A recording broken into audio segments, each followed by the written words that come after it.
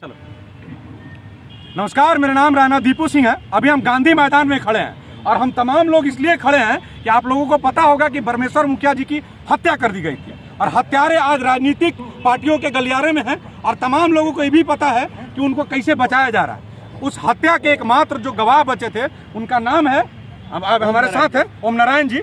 ओम नारायण जी जो है, CBI इनको कहती है कि 3 महीना में हम जो बाबा के जो हत्यारे हैं उनको पकड़ के और सजा दिला देंगे।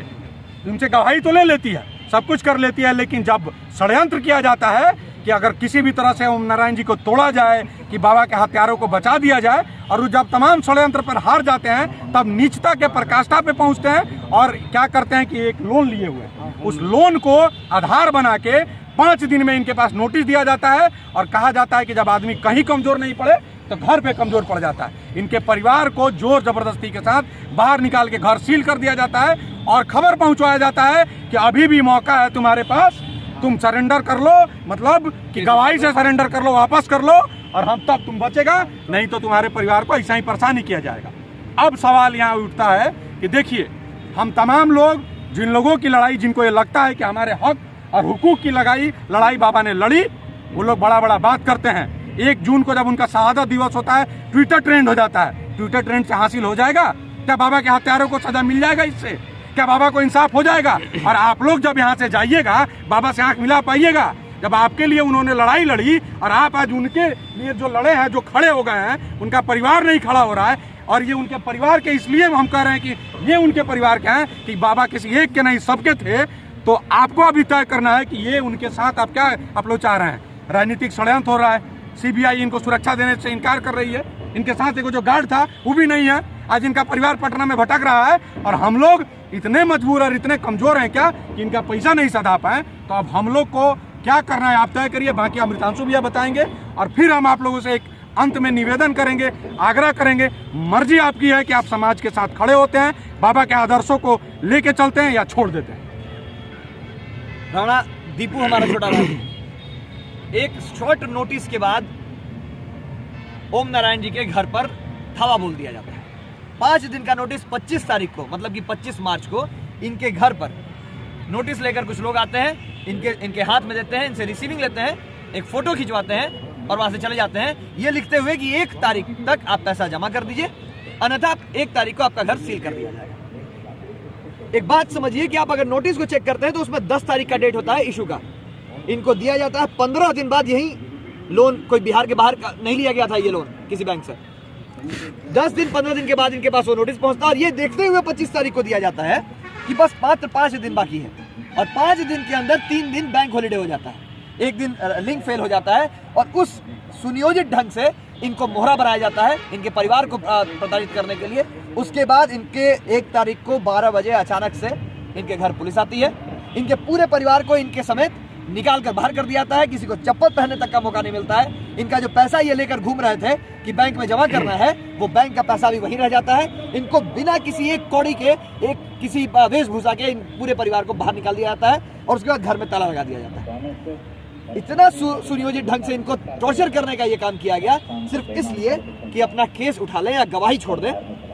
आप बताइए कि ये व्यक्ति लड़ाई किसका लड़ रहा था? हमारा, आपका नहीं, पूरे समाज का लड़ाई लड़ रहा था, उस पुरोधा का जिसकी वजह से आज पूरा बिहार अपने आप को सुरक्षित महसूस करता है, उस व्यक्ति का जिसके कारण आज हमारी माँ बहनें इज्जत से घूम पा रही हैं अपने रोड पर।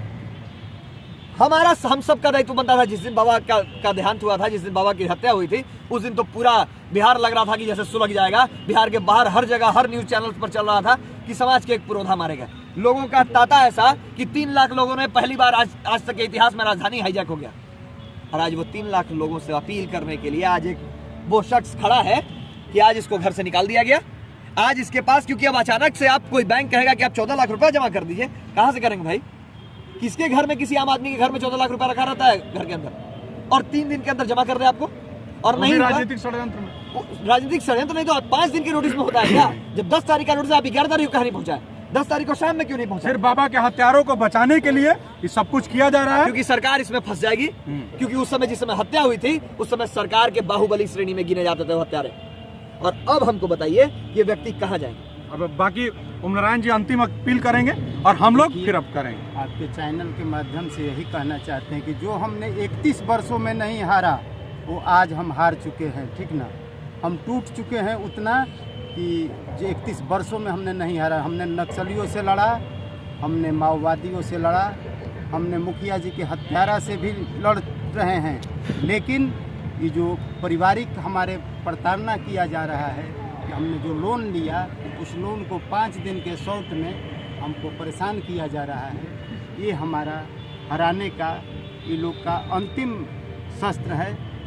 इस शस्त्र लेकिन हमने भी ठान लिया है कि चाहे हम महल में रहें या न रहें, लेकिन हम इस लड़ाई से एक कदम भी पीछे नहीं हटने वाले हैं। अगर गर्दन हमारे सारे परिवार को भी देना पड़ेगा तो दे करके भी, और जनता के अदालत में हम ये अपील करते हैं कि न्याय एक न एक दिन इसी जनता के अदालत में उस हत्यारा को खड़ा करके और उसी तहत उसी के सामने वो सजा हम दिला कर रहेंगे, इसी जनता की अदालत। ये है रणवीर, ये है वो बाबा का सिद्धांत, ये है बाबा का वो सिद्धांत जिसके लिए हम लोग आज लड़ रहे हैं। ये जो भी सिद्धांत को मानने वाले लोग हैं वो अपने सिद्धांत से समझौता करने के लिए तैयार नहीं है। इसलिए हम लोग लड़ रहे हैं कि उन लोगों ने 31 वर्ष की एक लंबी लड़ाई लड़ी, उसके बाद बिहार को भय मुक्त कराया और आज उन अपने भय के साए में जी रहे हैं कि इनका सीबीआई का सिक्योरिटी तक छीन लिया गया, इनको भगा दिया गया सीबीआई ऑफिस से, जिसके मुख्य गवाह है। आप देखिए कि लड़ रहा है वो व्यक्ति।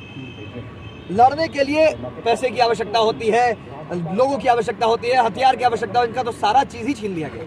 ये व्यक्ति कमा नहीं सकता है, अपना आरा में का जो जमीन था उसको बेचना पड़ गया, क्योंकि वो आरा के सबसे बड़े बाहुबली से इनकी लड़ाई ढल गई, क्योंकि उसके खिलाफ इन्होंने गवाही दिया है। आज ये पानी में रहकर बगैर से बैर किसके लिए किए? मुखिया जी को न्याय दिलाने के लिए। आज ये व्यक्ति वहां आरा छोड़ना पड़ गया, इनका जो 1.5 बीघा जमीन था उसको बेच कर ये पटना आ गए कि किसी तरीके से यहाँ अपने परिवार को सुरक्षित रखेंगे। समाज सिर्फ लेना जानता है, ये नौकरी नहीं कर सकता है, कहीं जाएंगे तो हमारी हत्या हो जाएगी। आज इस गवाह, एकमात्र गवाह को 10 साल तक क्यों इंतजार करवाया गया कि कोई भी आदमी 5 साल 10 साल में टूट जाएगा, कमाएगा नहीं तो खाएगा कहां से? इन्होंने अपना जमीन बेच दिया, सब कुछ बेचकर बाबा की लड़ाई के लिए आज तक ये खड़े हैं और अभी भी देखिए इनका मनोबल नहीं टूटा कि ये कह रहे हैं कि हम अंतिम सांस तक लड़ेंगे, मेरा परिवार ही कहानी उसका बलि चढ़ जाए। अब बाकी बताइए अब हमको। वीडियो के अंत में हम लोग इतना ही कहेंगे कि समाज खाली ले नहीं दे। अगर आप बाबा को आदर्श मानते हैं और ये मानते हैं कि उन्होंने आपके हक और हुकूक की लड़ाई लड़ी है और आप ये चाहते हैं कि उनके हत्यारों को सजा मिले, तो ये मजबूत रहेंगे तभी होंगे। नहीं तो जब परिवार कमजोर होता है तो परिवार आप आदमी टूटता है। इसलिए आप लोगों से निवेदन रहेगा कि इनका ये हक है और आपका यह है कि दायित्व और फर्ज है, आप फर्ज है कि आप उनको दीजिए। तो हम लोग इनका अकाउंट डिटेल शेयर करेंगे। सरकार कब क्या करेगी वो तो हमारे हाथ में नहीं है, लेकिन हमारे समाज के लोग और वो तमाम लोग जो जय रणवीर, बाबा परमेश्वरवाद या 2 लोग जो चाहते हैं कि बाबा के हत्यारों को सजा मिले, वो लोग इनको मदद करिए, आगे आइए, तबे समाज का बात करिए, नहीं तो कल से समाज का बात नहीं करिए। और हमारा ये उम्मीद है कि समाज का लोग अभी भी उसी मजबूती से लोगों को साथ देगा जब ये वीडियो या ये संदेश उन तक पहुंचेगा, क्योंकि हमारा समाज इतना अभी कमजोर नहीं हुआ है कि 12-14 लाख रुपए का मदद नहीं पहुंचा सके।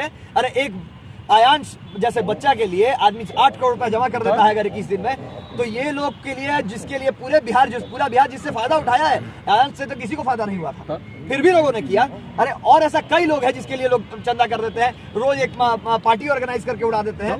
भाई इनको तो जरूरत है, इनके लिए तो आपका इसी गांधी मैदान में खड़ा होकर पार्टी के नाम पर बहुत रैली हुआ है, बहुत पैसा बर्बाद किया गया आप तमाम लोग से। और हम ये नहीं कहेंगे खाली पार्टी या कोई बड़ा नेता से, 100 रुपया दे सकते हैं, दीजिए।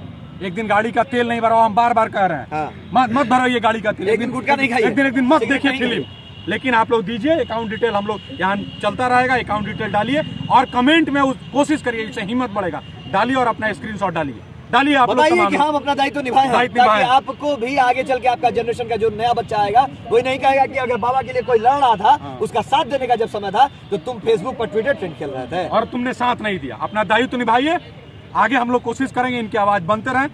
प्रणाम, नमस्कार।